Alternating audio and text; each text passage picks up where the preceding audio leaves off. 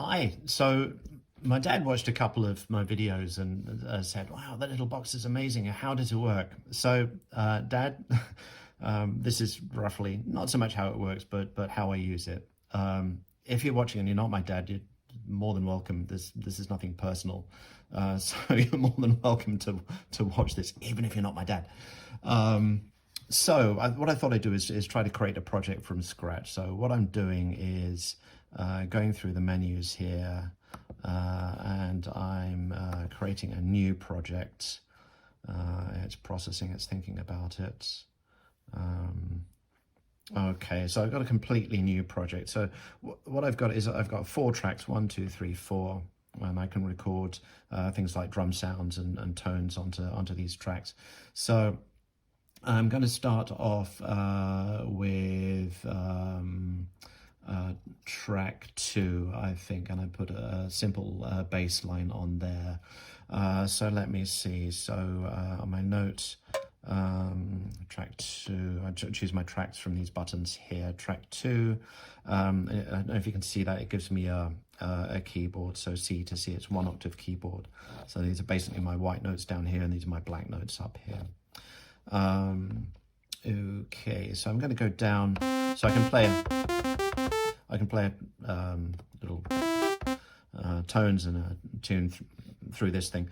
We're going to take this down 2 octaves. So is that too far? Oh yeah, that's where we want to be. Okay, and I'm going to just improvise a little bass line on that. I'm going to set my tempo here to 110, just to slow it down a little bit. And I'm also going to set a metronome. So now I started it playing, it's giving me a metronome, so I can play along with that. I'm going to improvise something around the C minor.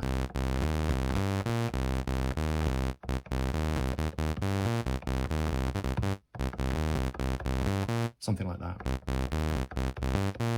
All right, let's try that. But I'm going to make this 2 bars long. 1, 2, 3, 4, 2, 2, 3, 4. So let's do that as well. Let's go to my clip and adjust it to be 2 bars long, 32 steps, or 2 bars. Okay. Okay, so let's go back to my notes.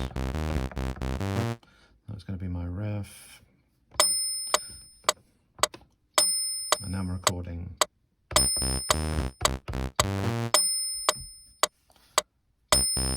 I only recorded 1 bar there. Let's record the second as well.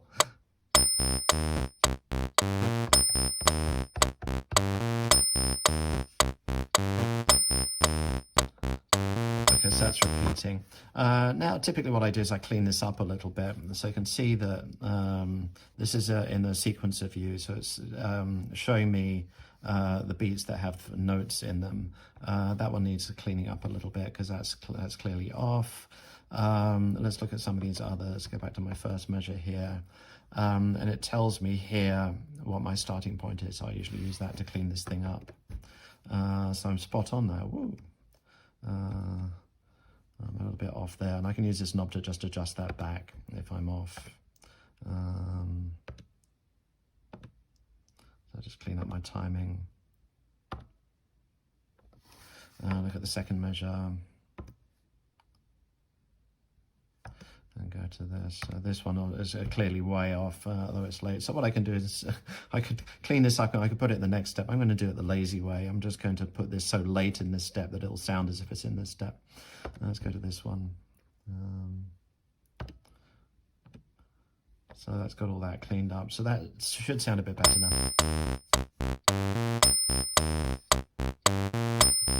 So now it's on the beat a little bit more. So I'll turn off the metronome because that is going to get annoying really quickly. Okay, so I've got my bass line. Now I'm going to put some drum sounds down. I'm going to do that on track number 1 over here. So let me see what we've got. I've got my drum sounds here. Bass drum, That's a hi-hat. I'm just going to use those two just so we can do this nice and fast. And I'm going to program the drums in what's called step time. So I showed you the sequencer just now, which has 16 steps. Track 2 I programmed in real time, so I played the thing and it recorded it. But in step time, you just use the sequencer. So here I'm just going to go one measure. So on the sequencer, I've got my bass drum, and in my sequencer view, I'm going to put a bass drum on 1, 7, and 11. Now if I play that, you'll hear that. There's my bass pattern. Bom, bom. And I'm going to put a hi-hat, that was my hi-hat sound, on 7 and 15 and 16. So now if I play that, and put the two things together, track 2.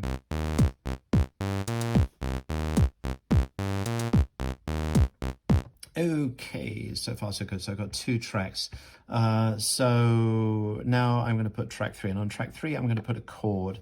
Track 3 hasn't been made yet, so I need to do that. So if I track 3, it says create, I'm create a tone track on that. So that's complete. So now here again I should see the keyboard here, and I can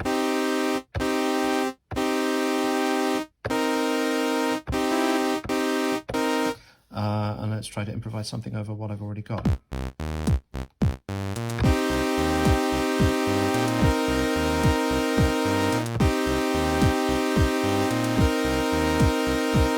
Sounds okay. Again, I need 2 bars here, so I'll change that. Okay. And here we go. I'm recording.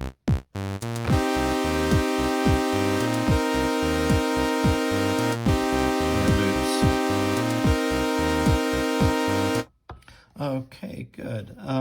So next, now the sounds, sounds are a little boring, right? So I'm going to assign some different sounds to these, right? So that one of the nice things about this is you can separate the sounds or the tones from the music itself.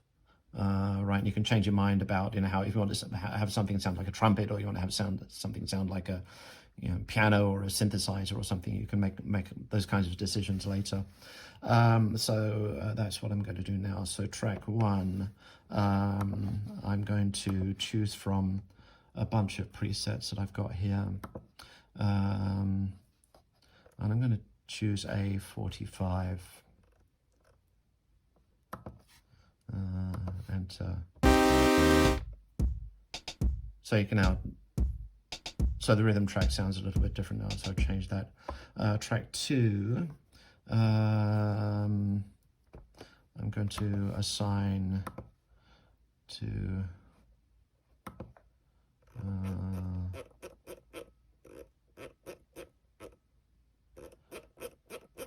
gosh, I'm doing this the hard way. B107, which is one I picked out earlier. So again, let's play that.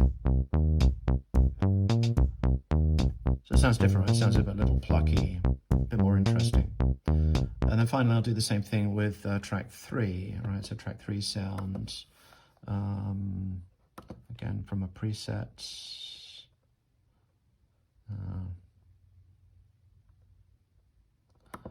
It's going to be B206 was the one that I found for this.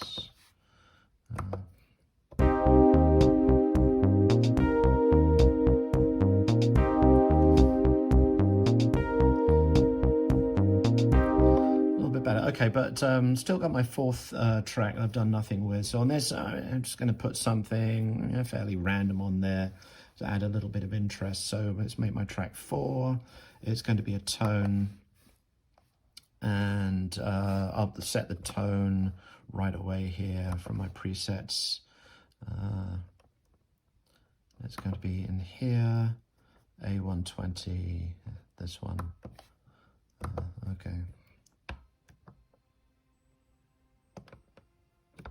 what it sounds like. Oh, good, because my volume's down. Hello.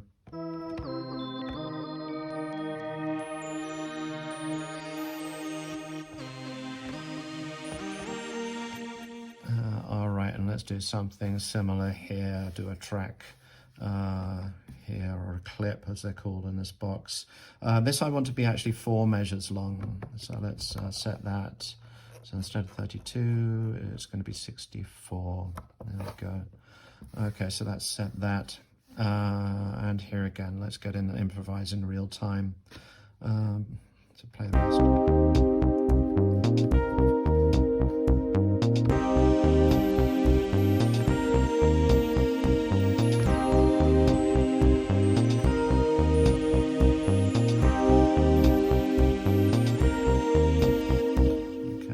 Check my, that's, I'm on the wrong clip. Okay.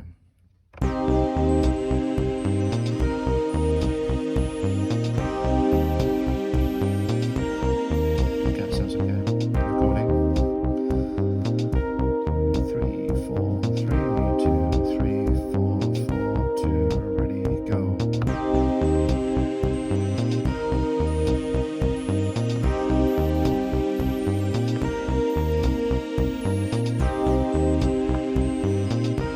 So that's the basis of my track, right? So now I've got drums. I've got my bass. I've got chords. And I've got whatever this thing is. And the rest of it is I can add effects to that, like echoes and chorus and reverb to make it sound more interesting.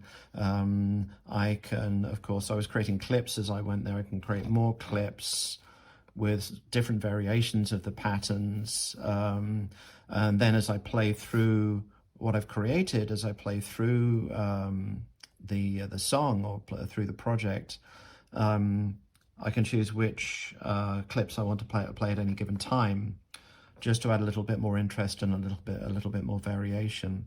I can bring parts in and out. I can bring these tracks in and out to build it up or break it down.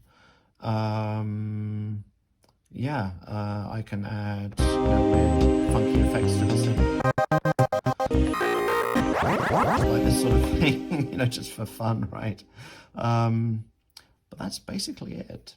All right. I hope you enjoyed that. Thanks for watching.